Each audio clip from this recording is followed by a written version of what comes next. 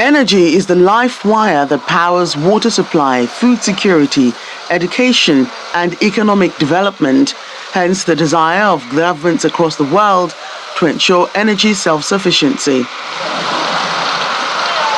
In 2019, Gombe State in northeast Nigeria witnessed a paradigm shift as Governor Inuwa Yahya introduced renewable solar energy into street lighting, water supply, teaching and learning, as well as healthcare, saving the state government funds usually used to procure diesel and ramping up productivity and the economic well-being of residents.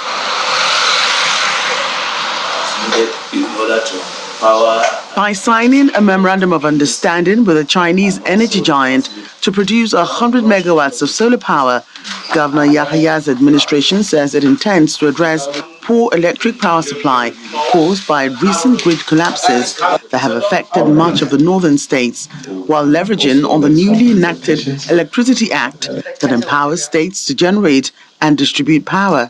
The one we agreed on, working on, was the issue of how to support Gombe State in conjunction with the 18th Engineering Company to set up a solar-powered power plant that can generate 100 megawatts of electricity. And recently, you saw, I think, a big reason why we need to do so. Gombe, and indeed the entire north, precisely about 17 out of 19 states of the northern Nigeria were cut off from the national grid, meaning there was no power for about 15 days. That could have been avoided if there were small power plants and also there were local grids that connect, individual states.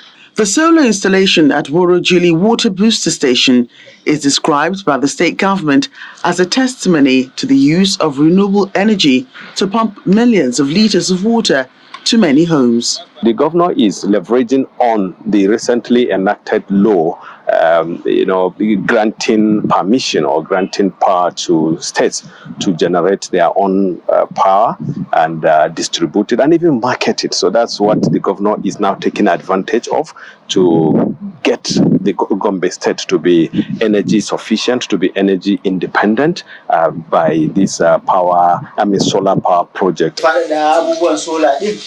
Those directly benefiting from this also testify to the improvement in the quality of life. Whether there is electricity or not, this street light used to help our people in respect of the security.